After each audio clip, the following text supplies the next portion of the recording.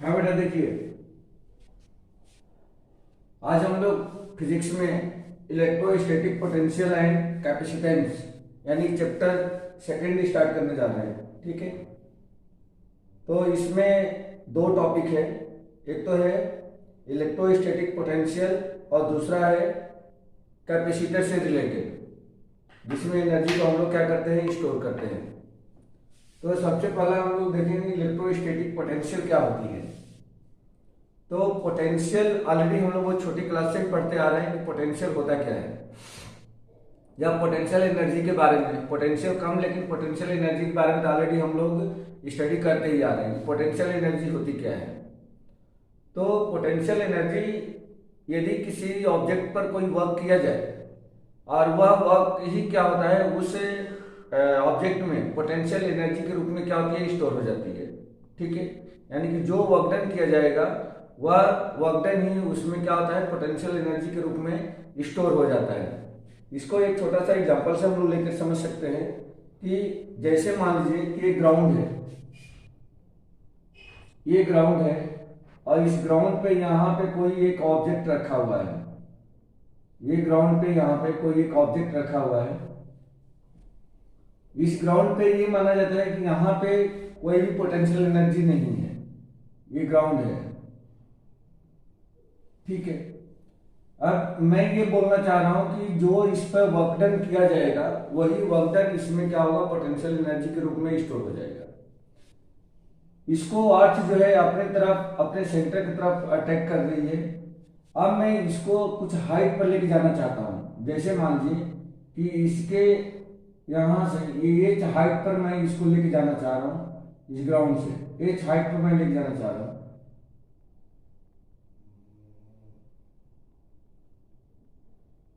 ये मान लीजिए कि ये एच हाइट है, ये इसका सेंटर है, इसके सेंटर से ये हाइट मान लिया कि एच है। तो यहाँ पे अर्थ जो फोर्स लगा रही है, फोर्स किसके बराबर लगा रही है, ये अर्थ जो है फोर्स जो लगा रही है वह mg के बराबर नीचे तरफ लगा रही है, अपने सेंटर तरफ लगा रही है।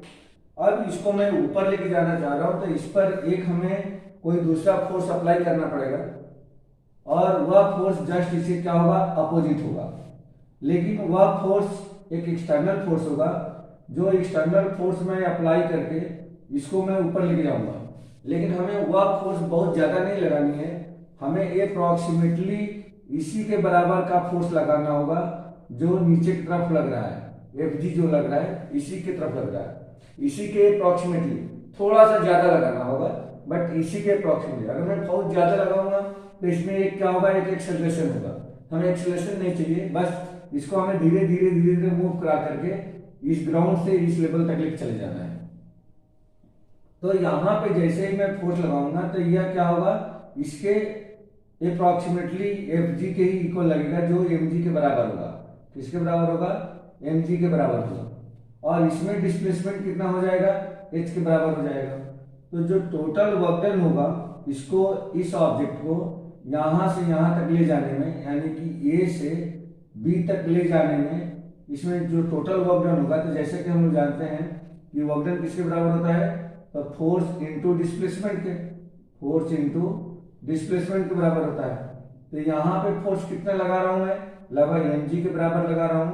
और डिस्प्लेसमेंट कितना हो रहा है, तो डिस्प्लेसमेंट हो रहा है यहाँ पे h के बराबर। यहाँ से यहाँ तक जाने में कितना कितना डिस्टेंस कवर कर रहे हैं, h के बराबर। तो यहाँ पे टोटल जो वर्क डन हुआ वह वर्क डन कितना हो गया, mgh के बराबर हो गया। ठीक है बेटा, टोटल जो वर्क डन हुआ वह mgh के बराबर हो गया। अब यहां से अगर मैं इसी को मान लेता हूं कि यही वर्क डन किसके रूप में स्टोर हुआ, किसके रूप में स्टोर हुआ, तो यहाँ पे पोटेंशियल एनर्जी के रूप में स्टोर हो गया। क्यों, क्योंकि अब अगर मैं इस बॉल को या इस ऑब्जेक्ट को मैं ये हाइट से ऐसे ड्रॉप कर देता हूं, तब क्या होगा, ये या यहाँ पे रुकेगी नहीं, ये यहाँ से नीचे की तरफ आना शुरू हो जाएगी। मतलब कि वह एनर्जी जो है वह कन्वर्ट होने लगेगी, क्योंकि जब ये नीचे आएगी तो इसमें एक मोशन हो जाएगा, वह एनर्जी किस में कन्वर्ट होने लगेगी, काइनेटिक एनर्जी में कन्वर्ट होने लगेगी। इसका मतलब कि जो एनर्जी काइनेटिक एनर्जी में कन्वर्ट हो रही है वह एनर्जी इसमें पहले से ऑलरेडी क्या है, स्टोर है, और वही एनर्जी जो स्टोर है उसी को हम लोग क्या कह सकते हैं, पोटेंशियल एनर्जी कह सकते हैं। ठीक है बेटा, तो यहाँ पे जो वर्क डन है, इस वर्क डन को ही हम लोग क्या कहेंगे, पोटेंशियल एनर्जी, यानी कि इसको U से रिप्रेजेंट कर सकते हैं। तो U इक्वल टू क्या मिला हमें, U इक्वल टू मिल गया W, जो कि किसके बराबर है, mgh के बराबर है। अब यहाँ पे एक्चुअल में जो पोटेंशियल एनर्जी mgh मिला है वह पोटेंशियल एनर्जी किसका मिला है, तो ये दो पॉइंट के डिफरेंस का मिला है बेटा, मतलब कि B और A का। तो इसको हम इस तरह से बल्कि ना लिख करके हम क्या लिखेंगे, UB minus UA, UB minus UA equal to mgh मिला है। तो ये पोटेंशियल एनर्जी का डिफरेंस है, ना कि पोटेंशियल एनर्जी। बी और ए पॉइंट के डिफरेंस, मतलब इन दोनों पॉइंट पे जो पोटेंशियल एनर्जी है उसका डिफरेंस। अब आप कहेंगे भाई पोटेंशियल एनर्जी क्या है, अगर ये डिफरेंस ऑफ पोटेंशियल एनर्जी है तो पोटेंशियल एनर्जी कितना है, मतलब ये तो मैंने बता दिया कि जो बी पर पोटेंशियल एनर्जी था, जो ए पर पोटेंशियल एनर्जी था, इन दोनों का ये डिफरेंस है। तो बी पर कुल कितना पोटेंशियल एनर्जी है, तो यहाँ पे एक कंसिडरेशन है, एक कंसिडरेशन ये है कि कोई भी ऑब्जेक्ट यदि ग्राउंड के सरफेस पर रहता है तो उस सिचुएशन में उसकी जो पोटेंशियल एनर्जी होती है वो जीरो होती है। अगर कोई ऑब्जेक्ट अर्थ के सरफेस पे है तो उसकी पोटेंशियल एनर्जी कितनी होती है, जीरो के बराबर होती है। तो यहां से हम लोग क्या मान लेंगे, हम ये मान लेते हैं कि UA इक्वल टू जीरो, मतलब कि ग्राउंड पे पोटेंशियल एनर्जी, ग्राउंड के सरफेस पे जो पोटेंशियल एनर्जी होती है वह जीरो होती है। देयरफॉर अब यहाँ पे अगर मैं इसको जीरो करता हूं तो ये क्या मिल जाएगा, UB minus zero equal to mgh, या UB इक्वल टू हमें मिल गया mgh। यही है पोटेंशियल एनर्जी। ठीक है बेटा, ये पोटेंशियल एनर्जी हमने यहाँ पे कैलकुलेट करके बताया। अब इसी चीज को हम लोगों को क्या करना है, इलेक्ट्रोस्टैटिक में पढ़ना है। इसी चीज को इलेक्ट्रोस्टैटिक में हम लोग पढ़ेंगे कि इलेक्ट्रोस्टैटिक में पोटेंशियल एनर्जी क्या होती है।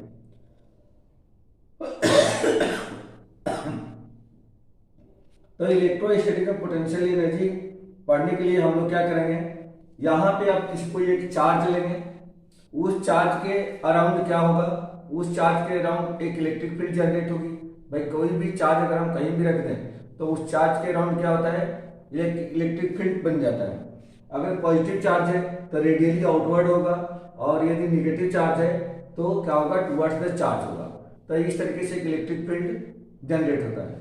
अगर उस इलेक्ट्रिक फील्ड में मैं कोई दूसरा एक चार्ज लेके आता हूँ, एक स्मॉल चार्ज है जिसको हम टेस्ट चार्ज कर सकते हैं, तो वह चार्ज एक फोर्स का क्या करेगा, कि इन्फ्लुएंस करेगा, फोर्स का एक इन्फ्लुएंस फील करेगा। ठीक है, तो उस चार्ज को उस इलेक्ट्रिक फील्ड में लाने में जो वर्क डन किया जाएगा, उस वर्क डन को ही हम लोग क्या बोलेंगे, पोटेंशियल एनर्जी के रूप में, इलेक्ट्रोस्टैटिक पोटेंशियल एनर्जी के रूप में हम लोग कंसीडर करेंगे। तो देखिए उसको कैसे हम लोग रिप्रेजेंट कर सकते हैं।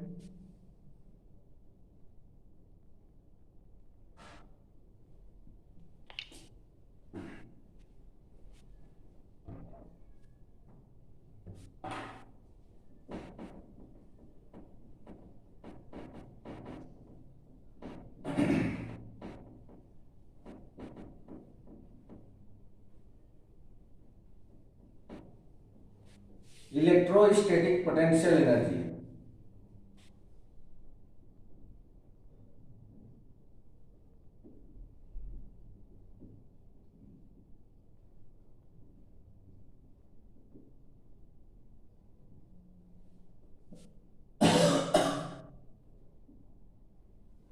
इलेक्ट्रोस्टैटिक पोटेंशियल मीन जैसे मान लीजिए कि यहाँ पे कोई आपने एक चार्ज रख दिया,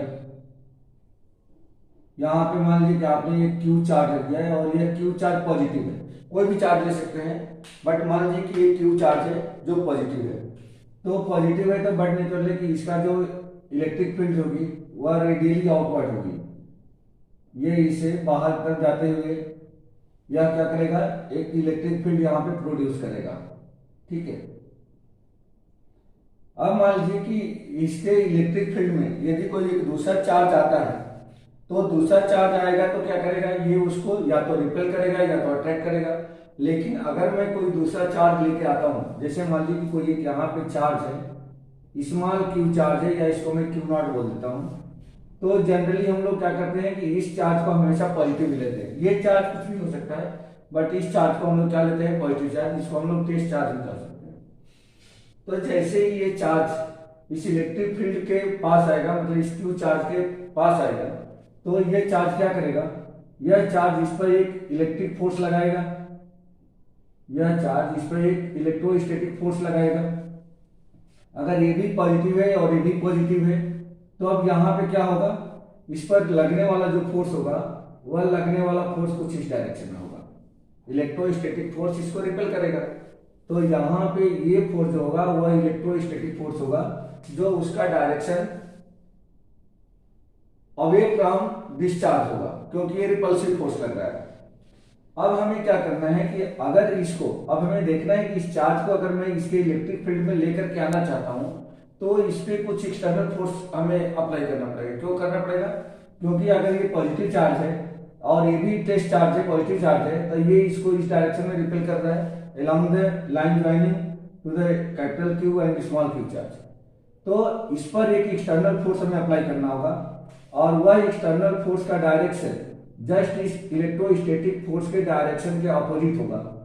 मतलब ये है कि ये इस डायरेक्शन में हमें एक फोर्स अप्लाई करना होगा, और इस फोर्स को हम लोग क्या कहेंगे, एक्सटर्नल फोर्स कहेंगे।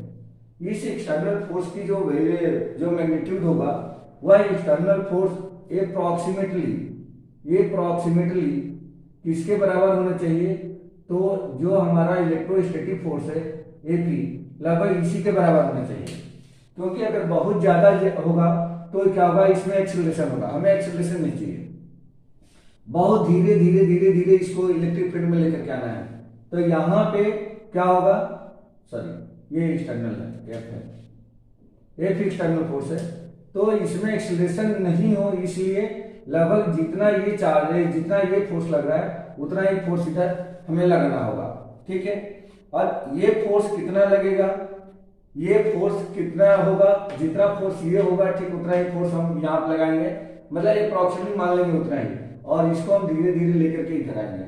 जैसे ही हम इधर लाएंगे तो इसमें क्या होगा, एक डिस्प्लेसमेंट होगा, फोर्स अप्लाई हो रहा है, फोर्स और डिस्प्लेसमेंट का जो प्रोडक्ट होगा वह क्या होगा, ये वर्क डन होगा। मतलब कि इस चार्ज के इलेक्ट्रिक फील्ड में लाने में जो वर्क डन होगा, वही वर्क डन क्या कहलाएगा, इसके लिए पोटेंशियल एनर्जी के रूप में स्टोर होगा। ठीक है बेटा, तो ये हम लोग को यहाँ से कैलकुलेट करके देखना है कितना। मान लीजिए कि अगर मैं इसको एक स्मॉल डिस्टेंस डी आर के लिए कैलकुलेट करना चाहता हूँ, कि इसको स्मॉल डिस्टेंस डी आर से मैं लेकर के आ रहा हूँ, तो यहाँ पे वर्क डन क्या होगा, डी डब्ल्यू के रूप में होगा, क्योंकि एक स्मॉल डिस्प्लेसमेंट डी आर हमने कंसिडर किया है, तो ये डी डब्ल्यू होगा। डी डब्ल्यू इक्वल टू कितना हो जाएगा, तो यहाँ पे ये भी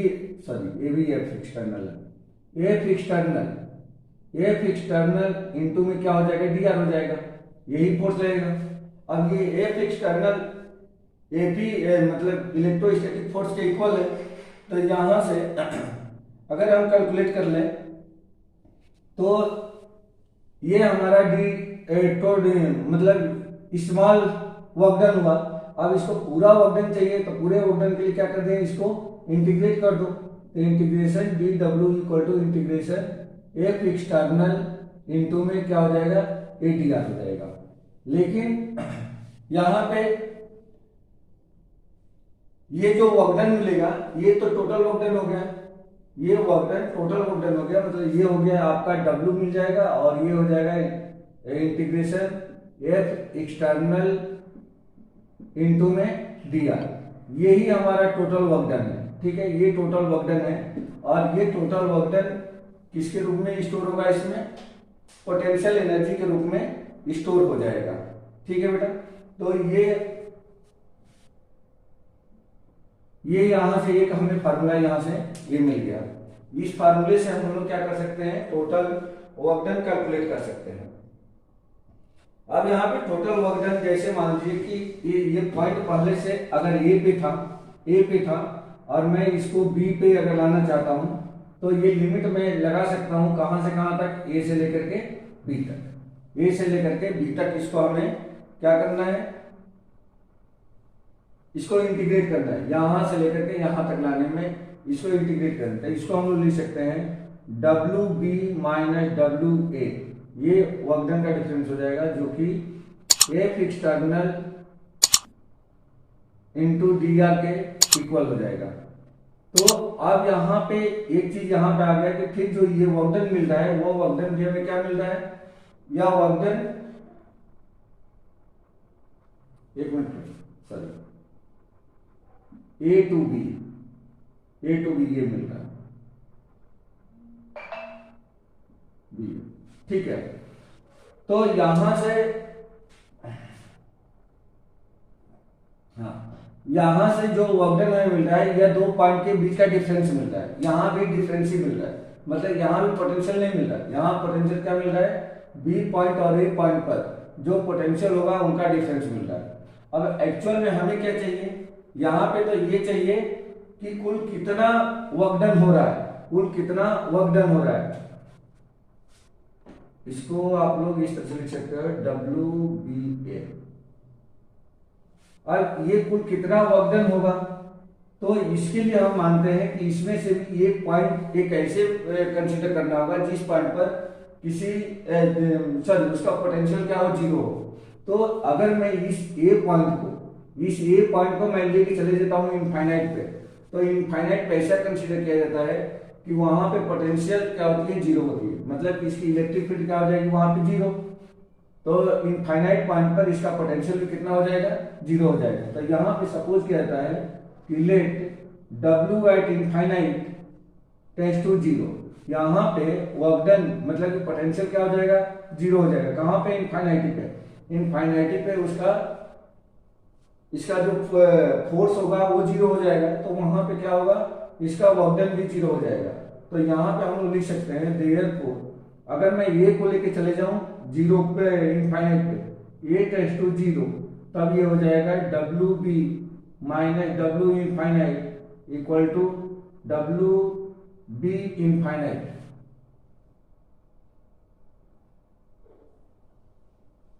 ए टू बी, ये गलत हुआ, ये ए टू बी आएगा, यहां से ये अब इनफाइनाइट टू बी हो जाएगा, इनफाइनाइट से बी तक।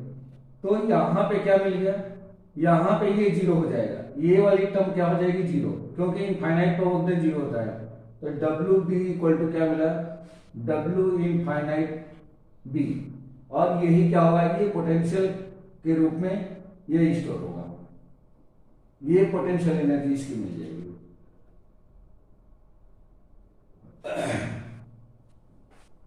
अब इसका डेरिवेशन हम लोग देखेंगे कि यदि किसी चार्ज को इनफाइनाइटी से किसी इलेक्ट्रिक चार्ज की इलेक्ट्रिक फील्ड में लाएं तो उस इलेक्ट्रिक फील्ड में लाने में टोटल वर्क डन कितना होता है। तो जितना टोटल वर्क डन होगा वही क्या होगा, इलेक्ट्रोस्टैटिक पोटेंशियल एनर्जी के रूप में स्टोर होगा। लेकिन यहाँ पे अब हम लोगों को इलेक्ट्रोस्टैटिक पोटेंशियल पढ़ना है, अगर सिर्फ पोटेंशियल पढ़ना है तो क्या होगा,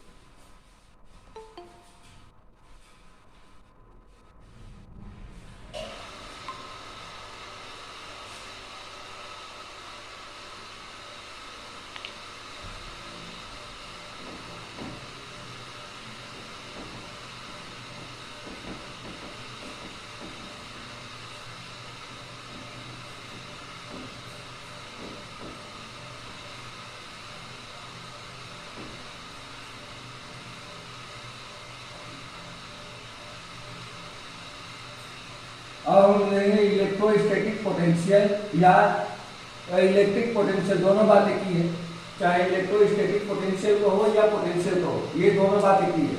तो इसको हम लोग कैसे कैलकुलेट करेंगे, इलेक्ट्रोस्टैटिक पोटेंशियल या पोटेंशियल को कैसे कैलकुलेट करेंगे ये देखना है। इलेक्ट्रोस्टैटिक पोटेंशियल को हम लोग डिनोट करते हैं V से। इलेक्ट्रोस्टैटिक पोटेंशियल क्या होता है, V से इसको डिनोट करते हैं। तो इलेक्ट्रोस्टैटिक पोटेंशियल क्या होता है कि किसी भी चार्ज को इनफाइनाइटी से किसी इलेक्ट्रिक फील्ड में लाने में टोटल जितना वर्क डन किया जाता है और उस वर्क डन को उस चार्ज के मैग्नीट्यूड से अगर डिवाइड कर दिया जाए, मतलब ये हो गया कि work done per unit charge, ठीक क्या कहलाता है, इलेक्ट्रोस्टैटिक पोटेंशियल कहलाता है। Work done per unit charge इन्होंने इलेक्ट्रोस्टैटिक पोटेंशियल, ठीक है। किसी चार्ज को इनफाइनाइटी से किसी इलेक्ट्रिक फील्ड में लाने में पर यूनिट चार्ज जितना वर्क डन हमें करना पड़ता है उसको ही हम क्या करते हैं, इलेक्ट्रोस्टैटिक पोटेंशियल करते हैं। तो जैसे मान लीजिए कि आपके पास कोई एक चार्ज है, यहाँ पे ये पॉजिटिव चार्ज हमने लिया यहाँ पे एक, और इस पॉजिटिव चार्ज के अराउंड जो भी इलेक्ट्रिक फील्ड क्रिएट हो रही है, तो इलेक्ट्रिक फील्ड इसके चारों तरफ होगी और यह रेडियली क्या होगी, आउटवर्ड होगी। यह रेडियली आउटवर्ड इसका इलेक्ट्रिक फील्ड है। इससे किसी पॉइंट, मान लीजिए कि यहाँ पे कोई एक पॉइंट P है और इस पॉइंट पर आप क्या फाइंड करना चाहते हो कि इसका इलेक्ट्रोस्टैटिक पोटेंशियल कितना है, इस P पॉइंट पर हमें फाइंड करना है। तो हम क्या करेंगे, इस P पॉइंट पर कोई एक टेस्ट चार्ज हमें लेकर के आना होगा, जिसको मैं Q डॉट कर रहा हूँ। टेस्ट चार्ज हमेशा क्या होगा,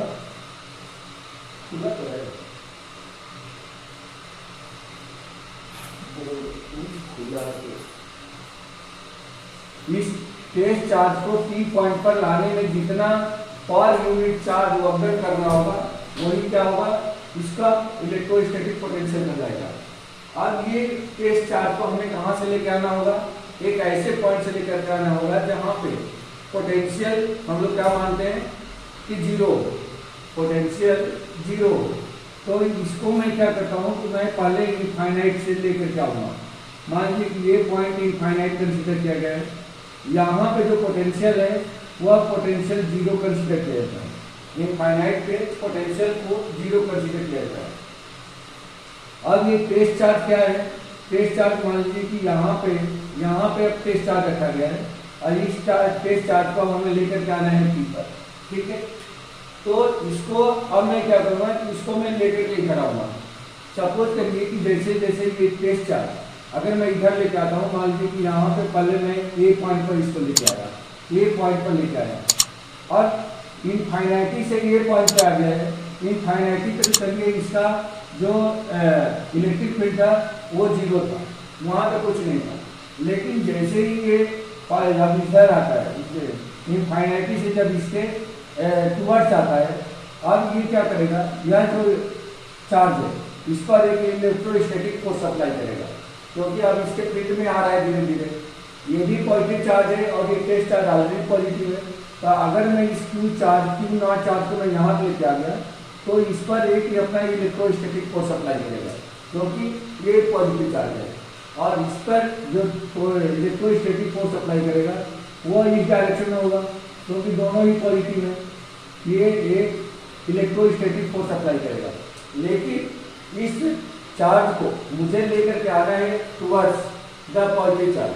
तो जब मैं इसको इधर लेके आना चाह रहा हूँ तो इस पर एक हमें एक्सटर्नल फोर्स अप्लाई करना होगा, और वह एक्सटर्नल फोर्स का जो टेंडेंसी होगी वह इस डायरेक्शन में होगी, इस डायरेक्शन में होगी। एक एक्सटर्नल फोर्स यहाँ पे अप्लाई करना होगा, और इसका जो मैग्नीट्यूड होना चाहिए एक एक्सटर्नल फोर्स का, या अप्रॉक्सीमेटली किसके बराबर होना चाहिए, इलेक्ट्रोस्टैटिक फोर्स के। इलेक्ट्रोस्टैटिक फोर्स के ही क्या होना चाहिए, लगभग बराबर होना चाहिए। तो इस फोर्स को हमें यहाँ से इधर लाने के लिए जो एक्सटर्नल फोर्स अप्लाई करेंगे वह इलेक्ट्रोस्टैटिक फोर्स के लगभग इक्वल होगा, बराबर इसलिए होगा क्योंकि हमें इसमें एक्सप्रेशन नहीं लाना है, धीरे धीरे लेकर के आना है। अब इस पे कुल कितना वर्क डन करना होगा इसको T तक लाने में, अब मान लेते हैं कि अगर यह पॉइंट P अगर यहाँ से कितना दूरी पर है, मान लेते हैं कि r डिस्टेंस पर है, r डिस्टेंस पर है, और ये जो है ये पॉइंट जो है मान लेते हैं कि यहाँ से लेकर के ये a डिस्टेंस की अगर मान ली कि ये x है, तो जैसे ही मैं इसको इधर लेके आऊँगा तो धीरे धीरे थोड़ी थोड़ी डिस्टेंस हमें कवर करनी होगी। तो अगर ये पूरा x है तो मैं मान लेता हूँ कि यहाँ पे एक छोटा सा डिस्प्लेसमेंट मैं dx लेता हूँ, तो dx डिस्प्लेसमेंट के लिए कुल कितना वर्क डन करना होगा ये हम लोग को यहाँ पे कैलकुलेट करना है। ठीक है बेटा, तो यहाँ पे देखो ये पहले हम निकाल लें कि ये फोर्स कितना होगा जो इलेक्ट्रोस्टैटिक फोर्स लिया गया है, यह इलेक्ट्रोस्टैटिक फोर्स किसके बराबर होगा। तो इलेक्ट्रोस्टैटिक फोर्स क्या Q इंटू ई के बराबर हो जाएगा, Q इंटू ई, जो इलेक्ट्रोस्टैटिक फोर्स होगा इस पे वह Q इंटू ई के बराबर होगा। अब ये इसको मैं क्या कर रहा हूँ, इस डायरेक्शन में dx डिस्प्लेस कर रहा हूँ, dx डिस्टेंस के लिए क्या कर रहा हूँ मैं डिस्प्लेस कर रहा हूँ। तो यहाँ पे जो वर्क डन होगा, वर्क डन dw इस स्मॉल डिस्प्लेसमेंट के लिए स्मॉल वर्क डन होगा जो किसके बराबर होगा, तो एक एक्सटर्नल डॉट dx, और ये दोनों ही वेक्टर क्वांटिटी है तो ये यहाँ पे वेक्टर फॉर्म लग जाएगा। अगर मैं इन दोनों को डॉट प्रोडक्ट से ब्रेक करता हूँ तो ये एक्सटर्नल dx इंटू में क्या हो जाएगा कॉस ऑफ थीटा। अब यहाँ देखो बेटा थीटा कितना होगा, तो जैसे